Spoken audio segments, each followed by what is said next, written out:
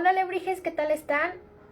Pues venimos con una sección más de nuestras charlas que estuvimos haciendo para el campamento de escritura en el marco del NaNoWriMo. Esta ya es nuestra última charla. Sin embargo, pues vamos a continuar con las actividades dentro de nuestro club, de nuestro grupo de escritura. Entonces, pues esta ya es la última. Nos despedimos con María, que es nuestra invitada de hoy. Sin embargo, para inicios del próximo año vamos a contar con dos freelancers que por una razón u otra pues no pudimos concretar las charlas. Entonces, para enero, febrero más o menos, vamos a tener de invitados a Daniel Barrios, que él es un freelancer, es maquetador, ha maquetado varios libros de personas de aquí del medio, de varios escritores independientes.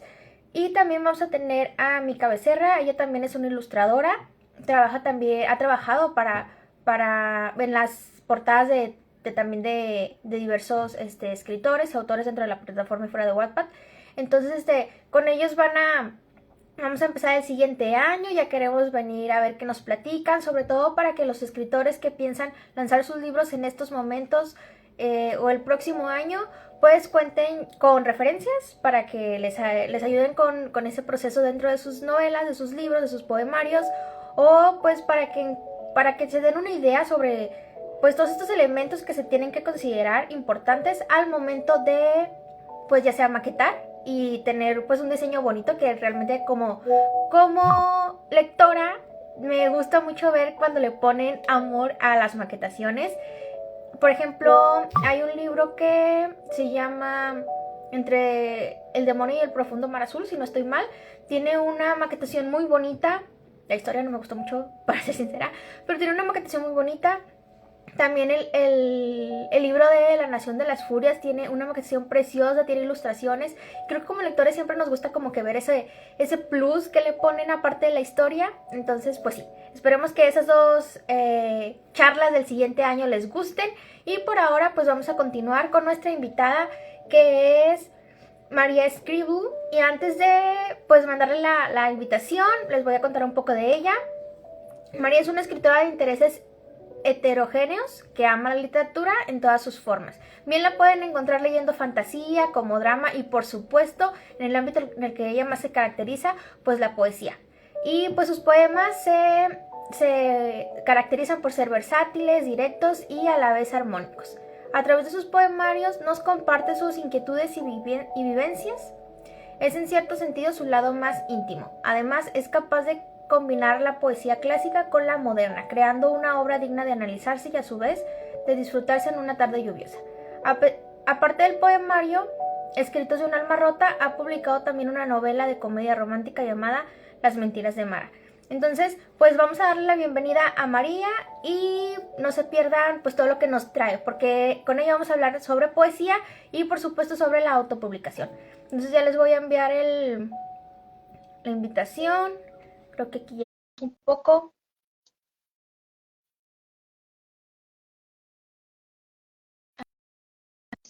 Listo. Ahí está. Hola, Hola. ¿cómo estás? Ajá. Bien, ¿y tú? Bien, bien, gracias. Pues bueno, Eh, ¿sí me ves?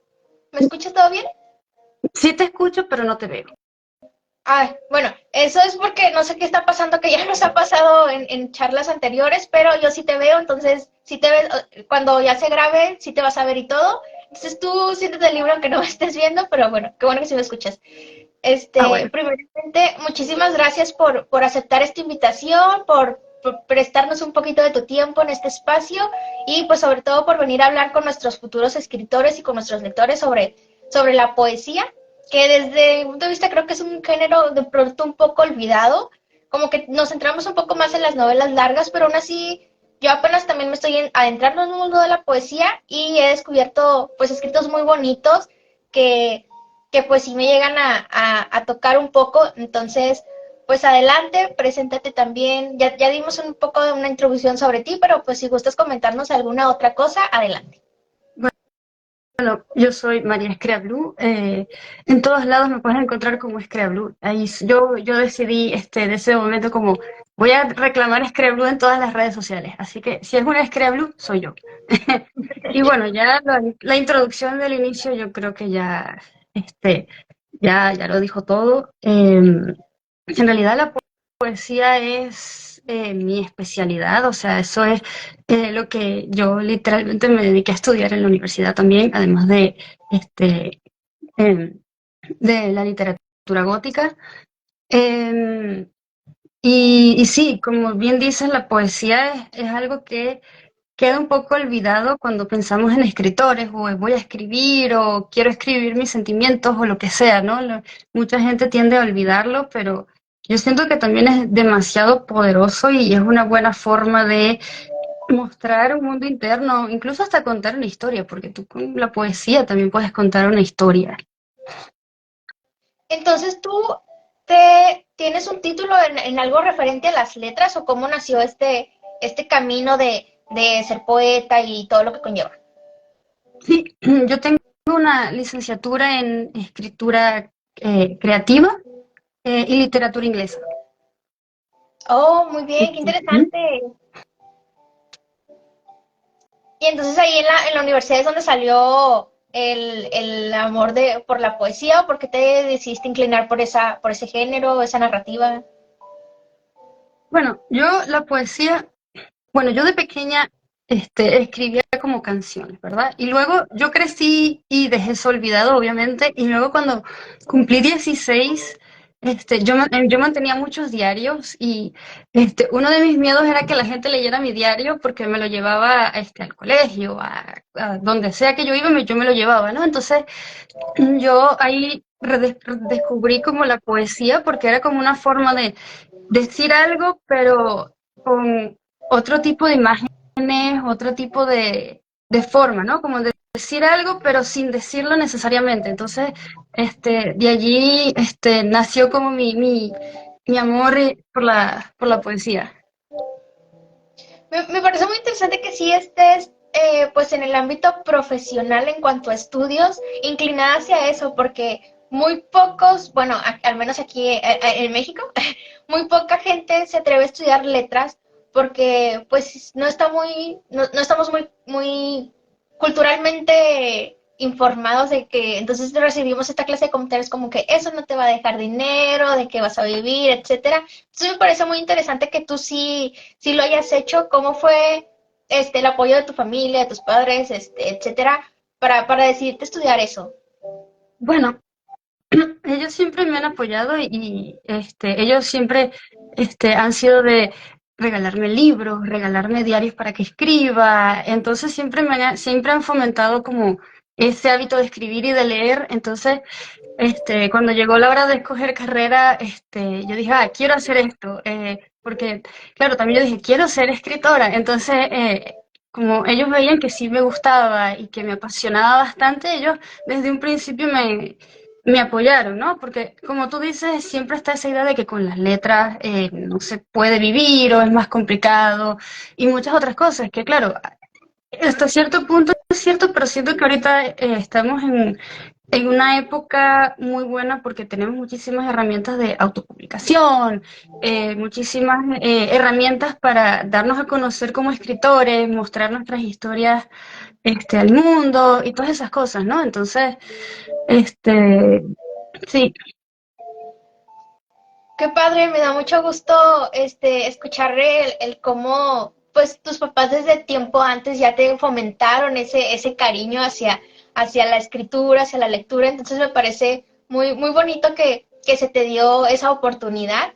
Y qué padre, pues felicidades por eso.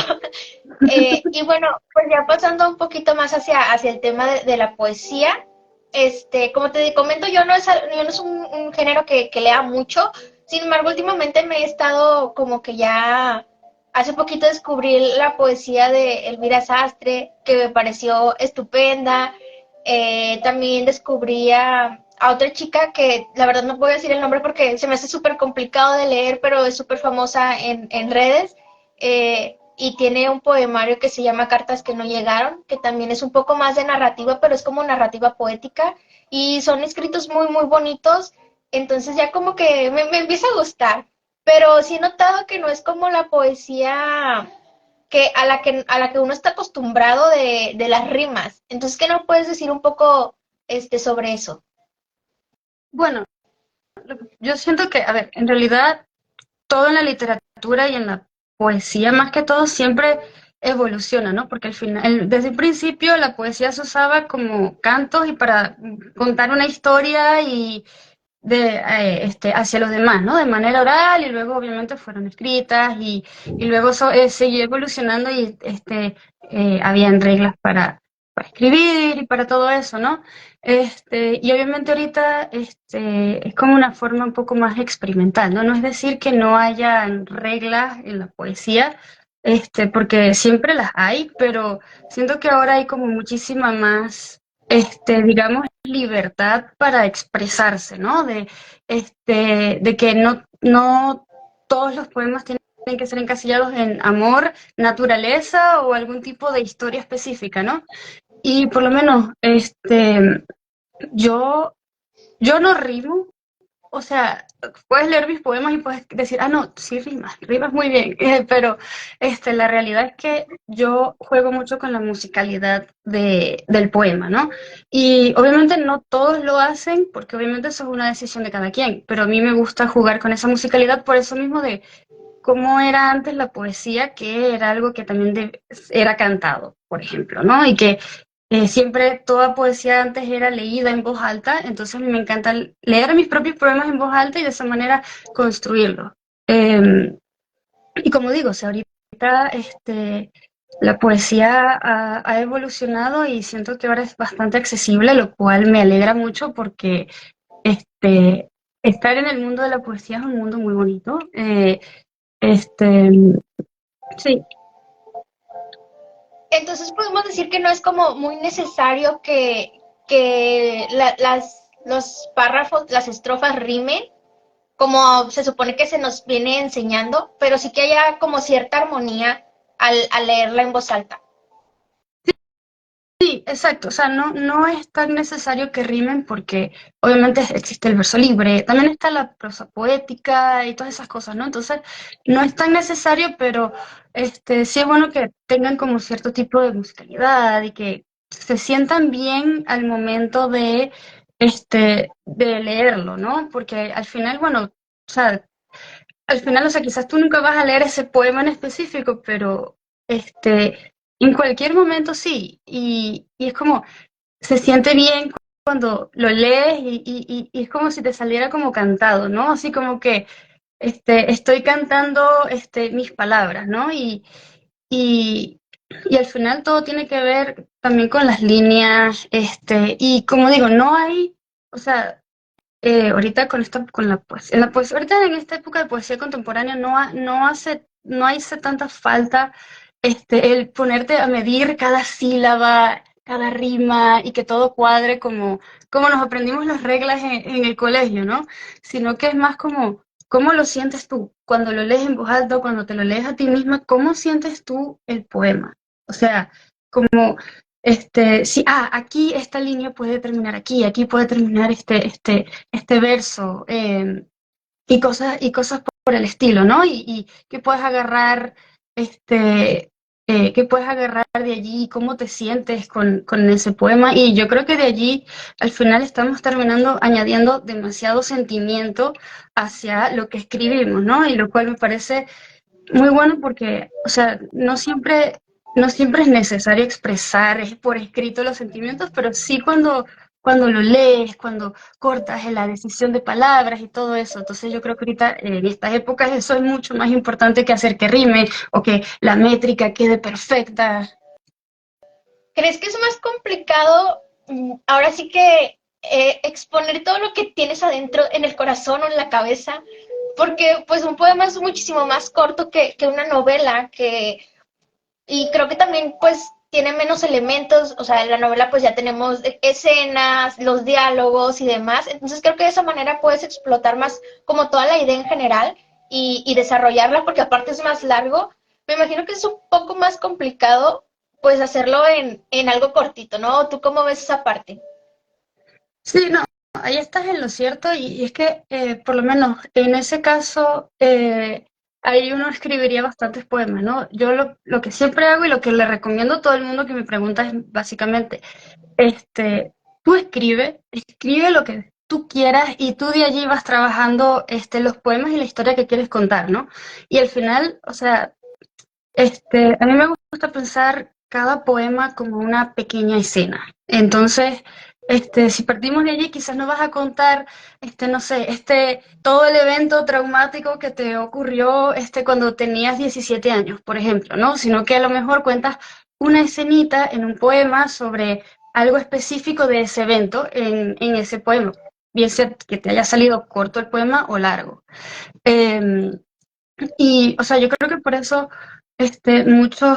muchos poetas, y me incluyo allí, escribimos bastante por un periodo de tiempo y luego vamos como construyendo la historia que queremos contar con la poesía. Porque claro, en una novela tú dices, bueno, me voy a sentar a escribir esta novela contando todas estas cosas. Y claro, en un poema es como que voy a escribir este poema pero no vas a poder contar absolutamente todo, porque, o sea, yo creo que te saldría un poema extremadamente largo y tedioso, ¿no? Al final tú quieres como tratar de pensar, ok, este es un poema, este es una escena, y así vas, ¿no? Y al final yo creo que esa también es la importancia de, de un poemario, ¿no? Y de ver el orden de los poemas, porque al final es como todo el poemario te puede contar una historia en general, o varias historias al mismo tiempo sobre la persona, o cierto evento que ha ocurrido y cosas similares. ¿Tienes algunos poetas que puedas recomendarles a la gente que pues está incursionando en ese tipo de escritura que digas tú, creo que ellos marcaron una parte muy buena para enseñarme pues escribir este tipo de historias, porque pues también los poemas, como tú mencionas, son historias. Eh, bueno, yo honestamente, a mí me gusta mucho explorar bastantes poemas.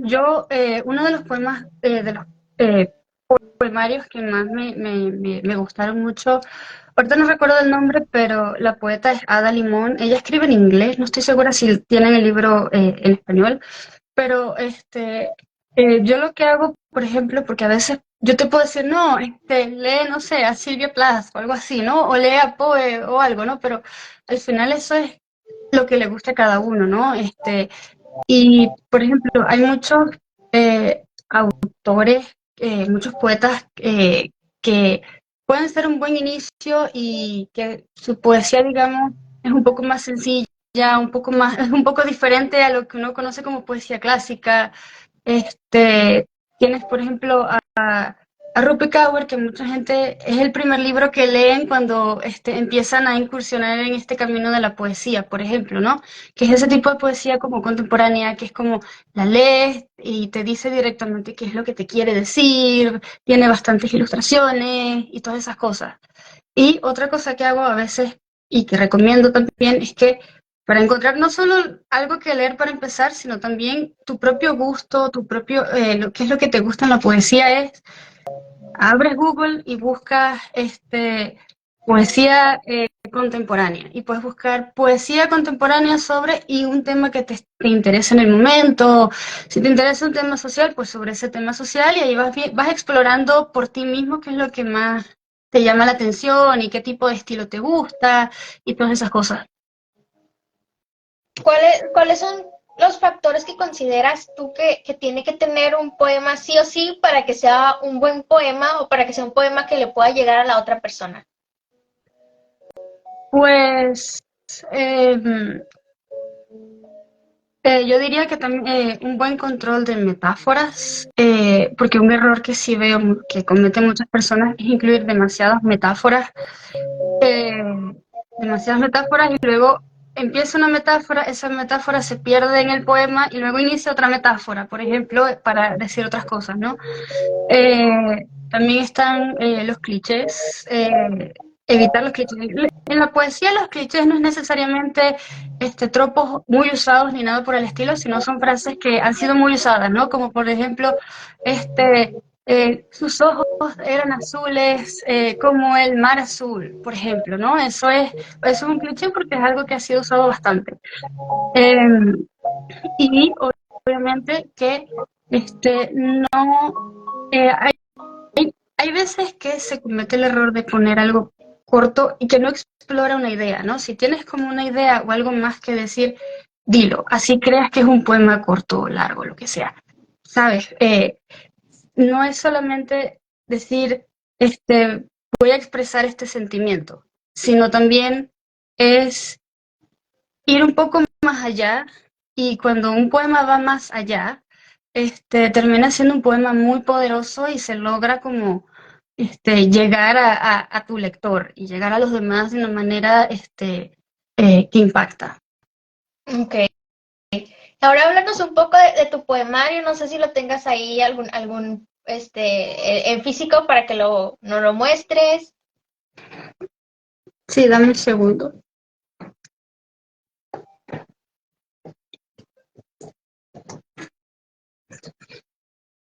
Aquí está. Háblanos un poco de él, qué temas tratas aquí. También se me hace una portada muy bonita, quién te diseñó la portada, cómo estuvo la maquetación. Bueno, esta portada, yo, o sea, yo hice toda la ilustración y mi hermana que estaba estudiando diseño gráfico la diseñó y ella también hizo la maquetación de este. Para Las Mentiras de Mara, mi hermana solo hizo la portada, Daniel me hizo la maquetación, 10 de 10. Y yo, este poemario, son poemas que llevo coleccionando más o menos desde el 2018 hasta el 2022.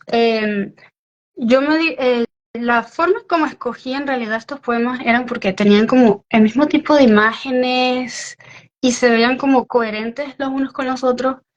Em, pero el enfoque que más tiene es, digamos, tira un poquito hacia como ese toque como mundano, pero también un poco surrealista y trata temas que son más como sentirte ansioso, o la depresión y esa angustia y muchas de esas otras cosas que uno como que quiere sanar, pero a veces la vida quizás no te deja y ese tipo de cosas.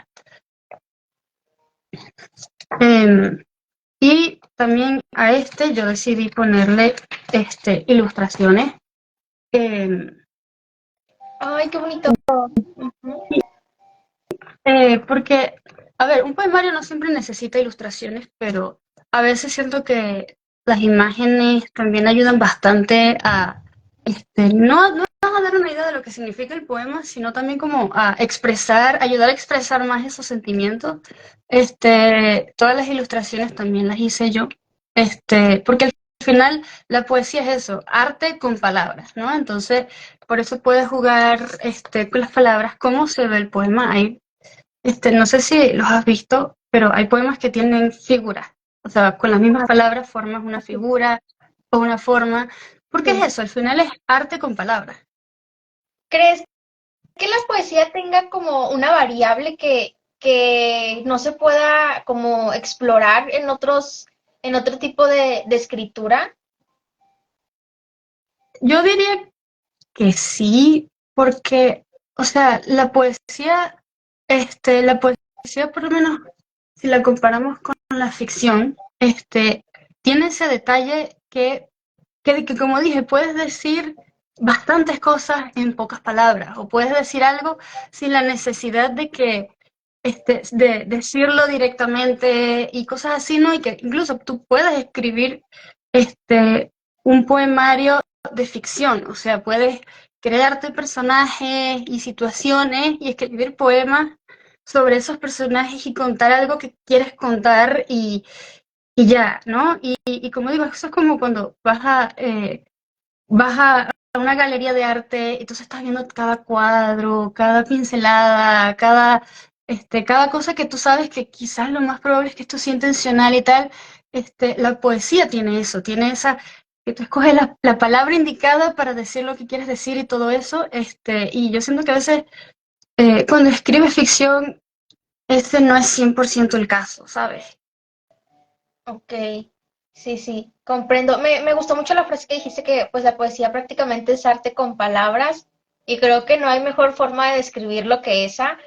Eh, lo comparas ya con una pieza de arte como más visual y también se me hace muy, muy bonito y concuerdo completamente respecto a eso, porque de alguna manera como que a lo mejor por lo mismo que son menos palabras, logra entrar más en ti y te hace como que imaginarte más, te evoca pues algunas memorias todavía como que mucho más intensas y más rápido, ¿no? Que si estás leyendo una novela y tal.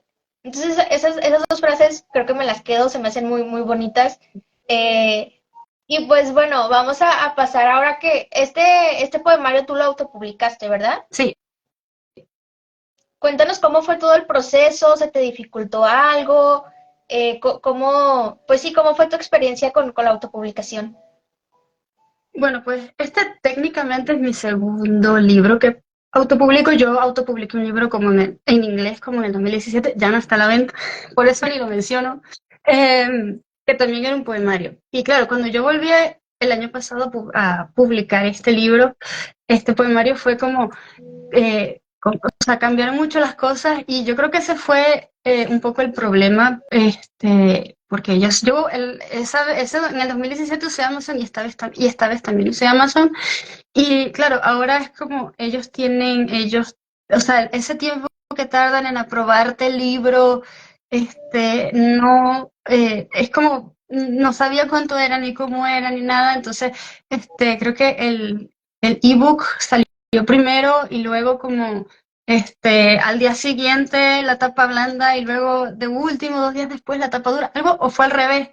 Entonces eso fue un poco desastre, ya me sé organizar más con eso, pero de resto fue un proyecto muy, muy divertido y lo que me gustó es que como es mi arte, pude, hacer lo que yo quisiera con eso, ¿sabes?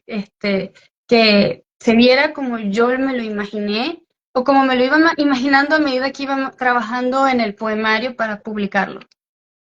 ¿Tienes algún tip o algunos tips que les des a las personas que vayan a autopublicar como para que todo este proceso sea un poquito más llevadero? Porque pues creo que sí, al menos con las personas que hemos platicado, que hemos tenido aquí de invitados, de pronto sí es un poco caótico, entonces algo como que para hacerlo un poquito más llevadero, más digerible.